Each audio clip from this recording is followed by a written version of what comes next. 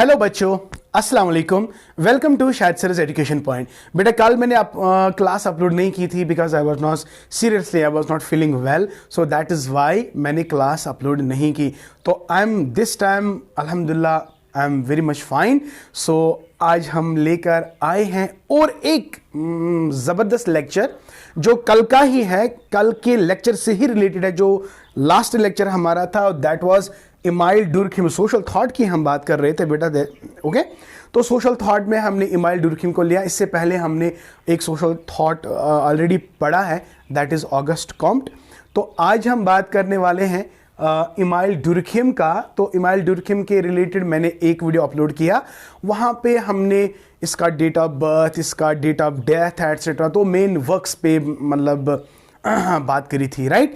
तो मैंने उसी टाइम आपको बोला था कि जो मेन वर्क्स थे ना इमाइल डुर्खिम के, तो वो सारे वर्क्स हमें यहाँ पे एक्सप्लेन नहीं करने हैं, बट उनमें से एक दो ऐसे कॉन्सेप्ट्स है बेटा जो बहुत इंपॉर्टेंट है। और एक कॉन्सेप्ट है that is division of the labour and second one is suicide. तो ये दो चीज़ें बेटा बहुत इंपॉर्टेंट है, अक्सर इसमें एग्जाम में क्वेश्चन आते हैं, तो इसलिए ये दो चीज़ें आपको स्किप नहीं करने हैं। हाँ, इंपॉर्टेंट वर्क्स की अगर हम बात करेंगे वो सारे नाम आपको याद रखने हैं, लेकिन एक्सप्लेन क्या करना है, एक्सप्लेन हम दो ही चीजें करेंगे। One is my dear Durkheim's theory of division of the labour and then we have suicide. Okay, तो आज के इस वीडियो में बात होगी डिवीजन ऑफ लेबर की। What division of labour is, there are so many definitions, और Emile Durkheim का क्या डेफिनेशन रहा है किसके लेकर, डिवीजन ऑफ लेबर को लेकर। तो चलते हैं बेटा, स्टार्ट करते हैं। ओके, तो हमारा टॉपिक क्या है आज, आप आराम से देख सकते हैं बोर्ड पे, Durkheim's theory of division of labour. Let me tell you again and again, मैंने इससे पहले जो वीडियो अपलोड किया था उसमें मैंने बहुत सारे मेन वर्क्स मेंशन किए थे, और उन वर्क्स में से पहला जो इंपॉर्टेंट वर्क है, बहुत ही जबरदस्त कंट्रीब्यूशन माना जाता है इमाइल डुर्खिम का। What is that, that is division of the labour. And division of labour मैंने ऑलरेडी आपको कहा था 1893 वर्क है, if I remember, yes my dear, हाँ इट इज 1893। इनफैक्ट ये एक बुक लिखी है इसने, डिवीजन ऑफ लेबर नाम रखा। इसमें क्या क्या बात इस इमाइल डुर्खिम ने की है तो वो हम आपको बताएंगे, शॉर्ट में बताएंगे, कोशिश करेंगे कि कॉन्सेप्ट समझने का कि डिवीजन ऑफ लेबर का मतलब क्या है। तो इससे पहले कि हम स्टार्ट करेंगे, हमेशा याद रखना बेटा, जो डिवीजन ऑफ लेबर का कॉन्सेप्ट था ना, ये पहले क्लासिकली डिफाइन किया था एडम स्मिथ ने। एडम स्मिथ ने, तो एडम स्मिथ ने ये पहला कॉन्सेप्ट क्लासिकली डिफाइन किया था।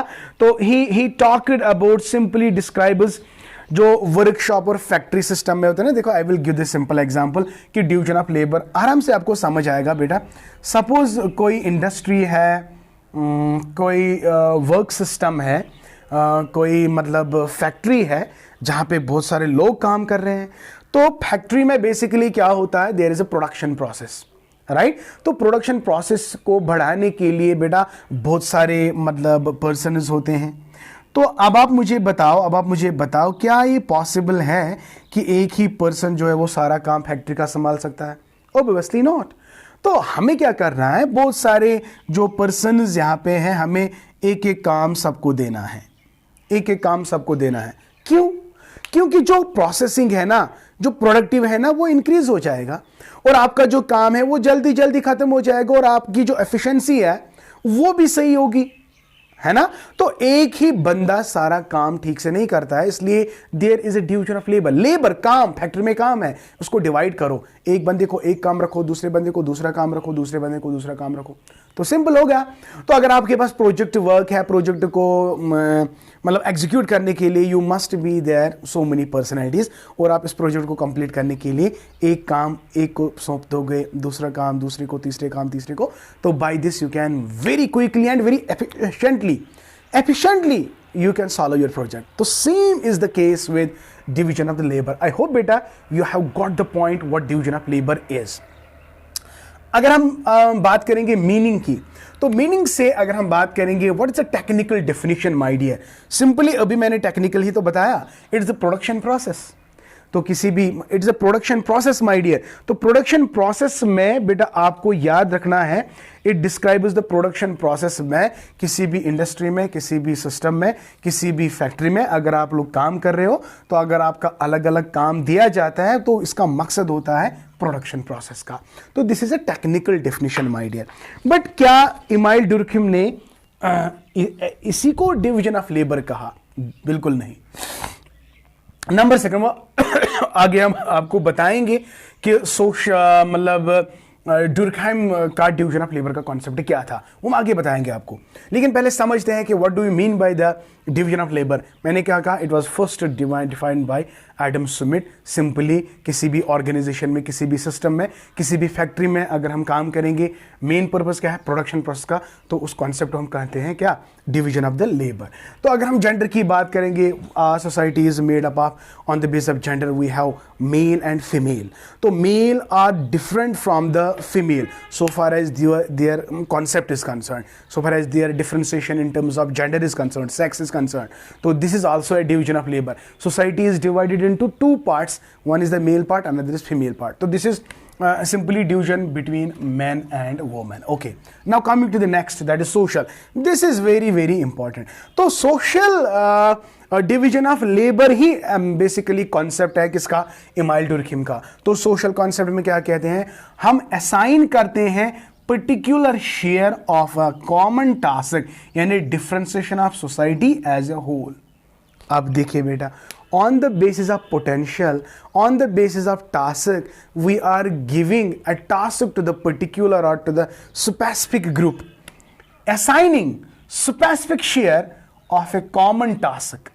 So what is division of labor then? If you remember, in my last lecture, मैंने एक एग्जाम्पल से आपको समझाया था। देखो, when you talk society as a whole, that's very important my dear. अगर आपको याद होगा, इमाइल डुर्कheim ने एक कॉन्सेप्ट दिया था functionalism. Functionalism my dear. He basically treated society as an organ system, as an organism my dear. तो जिस तरह हमारा ऑर्गन सिस्टम है, हमारे ऑर्गन सिस्टम में, हमारे एक ऑर्गेनिज्म में बहुत सारे ऑर्गन सिस्टम होते हैं। Suppose you have a brain, you have my dear lungs, you have heart, isn't it my dear? Brain का अपना फंक्शन है, लंग्स का अपना फंक्शन है, हार्ट का अपना फंक्शन है। क्यों? ताकि ये एज ए बॉडी, जो एज ए होल है ना, वो वर्क अच्छी तरह से करे। तो इमाइल डुर्कheim ने भी इसको रिलेट किया किसके साथ? एक ऑर्गन के साथ, एक ऑर्गेनिज्म के रिलेट किया है सोसाइटी को। किस अपना भाई काम सब ऑर्गन्स करते हैं, लेकिन इसको असाइन स्पेसिफिक शेयर देते हैं। लंग्स को अपना काम देते हैं। लंग का काम नहीं है सर्कुलेशन, ये हार्ट का काम है। लंग का काम है ऑक्सीजन देना, ब्रीदिंग सिस्टम, रेस्पिरेशन, राइट। इसी तरह बॉडी में जो ब्रेन है, इसका कंट्रोल है, it's a controller of the body. So why the organism has different organs in order to maintain the working order. तो एक ऑर्गेनिज्म अच्छी तरह से वर्क करे, प्रॉपर फंक्शन करे, तो हमारे अंदर जितने भी ऑर्गेनिज्म है ना, इनको अलग अलग काम दिया जाता है ताकि बॉडी एज ए होल अच्छी तरह से फंक्शन कर सके। तो इमाइल डुर्कheim का भी बिल्कुल यही कॉन्सेप्ट था कि हमारे सोसाइटी में बहुत सारे इंस्टीट्यूशंस हैं और अपने अपने इंस्टीट्यूशन का अपना अपना काम है। तो अगर सारे इंस्टीट्यूशंस अपना अपना काम अच्छी तरह से संभाल सके, तो with the result society is developed, तो सोसाइटी प्रोग्रेस करेगी। आपको समझ आ गया? तो इसका क्या मतलब है? जितनी डिवीजन ऑफ लेबर है, लेकिन there is cohesiveness, social cohesiveness, जिसने इमाइल डुर्कheim ने इस टर्म को कहा है social solidarity. Yes my dear, this is very important my dear. तो यहां पे अगर हम डिवीजन ऑफ लेबर की बात करेंगे, division of labour can be best explained by the concept. What is that concept? That is social solidarity. तो solidarity is nothing but it is integration, it is cohesion. Cohesion, what does it mean? Cohesion का मतलब क्या है? The group में जितने भी members है they are connected. अब देखिए, हमें कोई बिल्डिंग बनानी है. बिल्डिंग बनाने के लिए आपको पहले मैसन की जरूरत होती है, कारपेंटर की ज़रूरत होती है, लेबर की ज़रूरत होती है, बहुत सारी चीज़ें. हमें काम अलग अलग बांट देते हैं. अगर हम अकॉर्डिंग टू द नॉर्म्स चलेंगे कि वही जो भी मैसन मुझे कहेगा I have to follow the rules and regulations, तो काम ऐसे हो जाएगा. तो ये when you follow the norms, basic आपका काम डिवीजन है, आपका अलग काम है, उसका काम अलग है, उसका काम अलग है, लेकिन एक चीज तो है ना जो आपको कनेक्ट कर रही है, that solidarity. There is division no doubt, but division के साथ साथ there is bond, there is a bond. So this is what is called social solidarity. And my dear, according to the Emile Durkheim, social solidarity is of two types. Social solidarity, social cohesion और social integration. तो ये जो social solidarity है ना बेटा, according to Emile Durkheim, it's of two types. One is, my dear, mechanical solidarity. Good. Another is organic solidarity.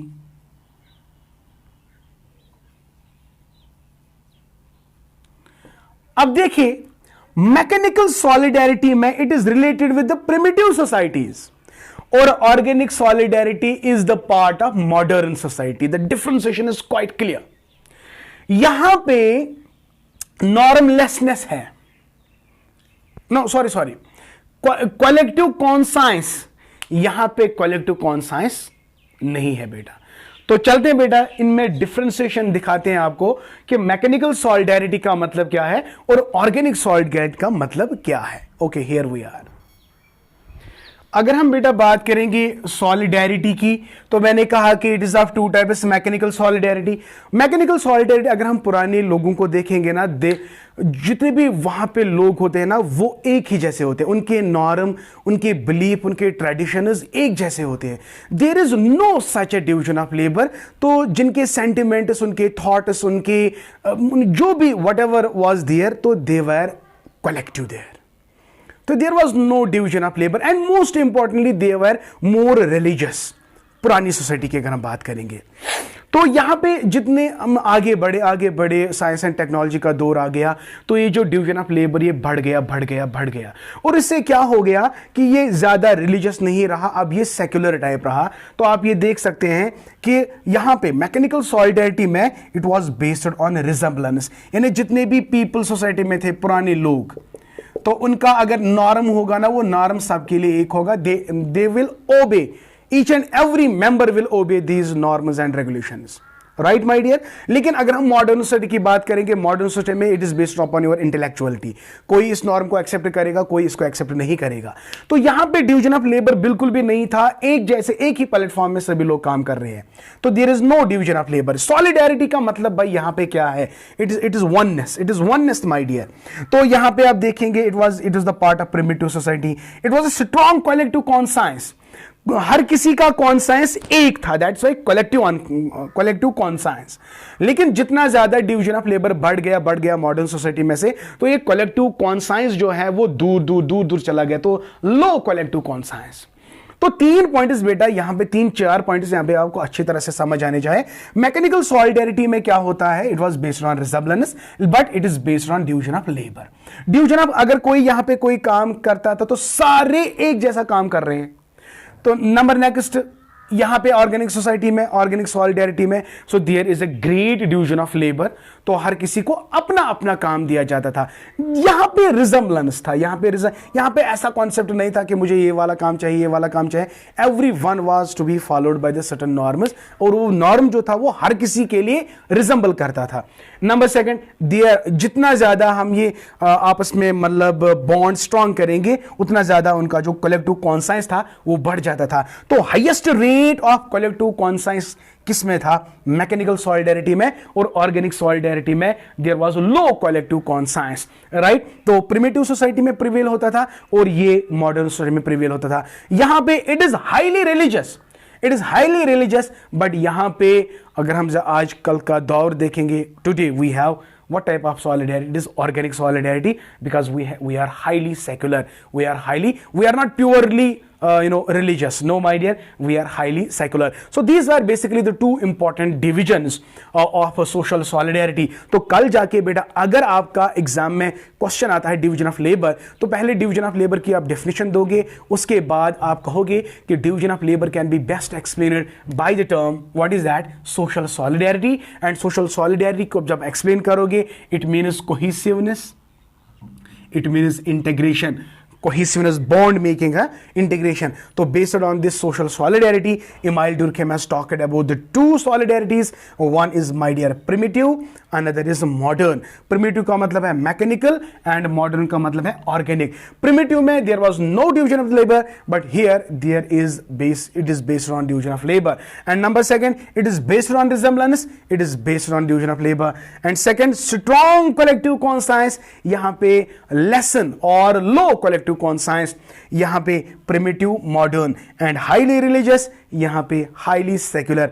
I hope beta you have enjoyed the lecture. If really, my dear, like my video and share my video. और अभी तक अगर आप लोगों ने मेरे channel को subscribe नहीं किया तो जल्दी से मेरे चैनल को सब्सक्राइब करो, plus hit the bell icon so that you can get my latest updates and videos. My dear, I request to all of you, please share my videos as much as it is possible to you. So the only thing that you can do for your chat sir is what? Sharing. Okay? Have a great day and keep always learning.